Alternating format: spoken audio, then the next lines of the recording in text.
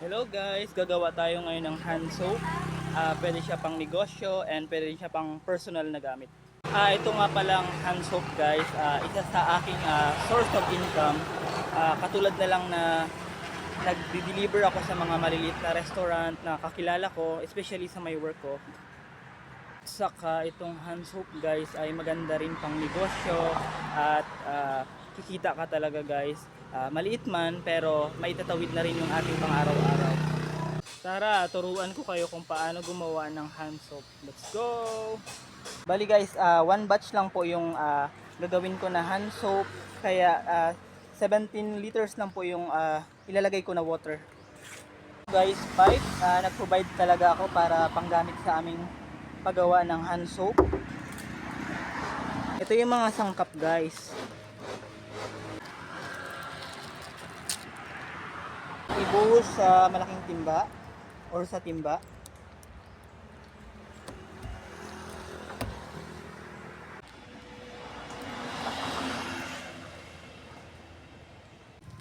Haluin na mabuti hanggang halo ng maayos ang FLES guys.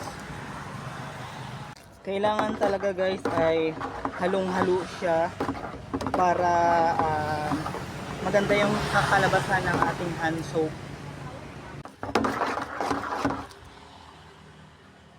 Bali yung mga laman ng pack kanila, ihalo na po natin lahat dito sa timba upang ma-mix natin ng maayos para makagawa tayo ng magandang hand soap po guys.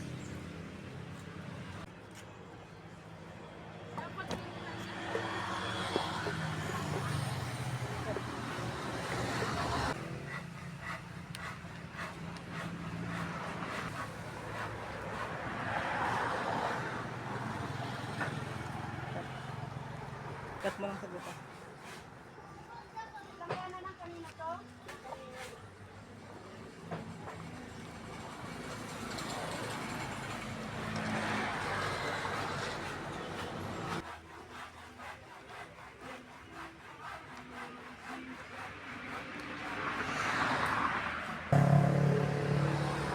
Ito nga palang hand soap natin guys ay lavender flavor po.